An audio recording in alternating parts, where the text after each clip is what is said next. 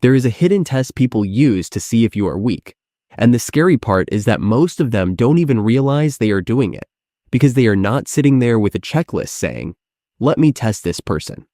But human nature works like this. People look for what you tolerate. That's the test, not your words, not your confident speech, not your motivational quotes, not even your talent. They watch what you allow. They watch how you react when someone interrupts you, dismisses you, ignores your boundaries, jokes at your expense, or asks for more than they should. And in that moment, they are silently asking, will this person protect their value, or will they give it away to keep the peace? That's where strength is measured, because weakness is not being quiet, kind, or emotional. Weakness is teaching people that they can disrespect you and still get easy access to you. And most people fail it in very small moments. Someone speaks to them with disrespect and they laugh it off. Someone keeps crossing the line and they stay silent. Someone uses guilt, pressure, or manipulation, and they give in just to avoid conflict. They think they are being nice and mature. But what they are really doing is sending a signal. You can push me and I will move. Once people see that, many of them do it again. Not always because they are evil, but because people naturally repeat what works. If disrespect works, they use disrespect. If pressure works, they use pressure. If guilt works, they use guilt. And over time, your life gets filled with people who do not truly respect you. They only know how far they can go with you. That is why some people seem to attract constant disrespect. It's not always because they are bad people. Sometimes it's because they keep passing the hidden test in the worst possible way. They keep rewarding bad behavior with access. Now here is the part most people miss. The test is usually small at first, very small.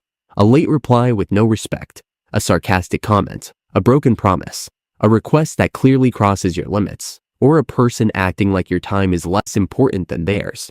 Small moments.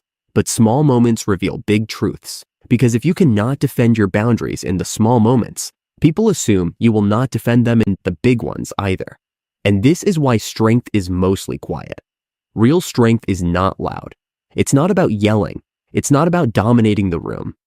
And it's not about trying to scare people. Real strength is calm. It's the ability to say no. It's the ability to pause before reacting. It's the ability to walk away from disrespect without needing to explain yourself for 10 minutes. It's the ability to stay kind without becoming easy to use. That's power. Because when people realize they cannot guilt you, rush you, shame you, or control you, something changes. The test ends and respect begins. Not because you demanded it with words, but because your behavior made the answer clear. You don't bend under pressure. You don't trade self-respect for approval. You don't stay available to people who keep violating your standards. And no, this does not mean becoming cold. It does not mean becoming arrogant. It does not mean treating everyone like an enemy. It means understanding one simple truth. Every time you accept what you know is wrong, you teach people how to treat you. That is why the hidden test matters so much. People are always watching your standards, especially when you think they are only listening to your words. So the next time someone pushes a boundary, pay attention. That moment is not random. It is a test, and your response will tell them everything they need to know.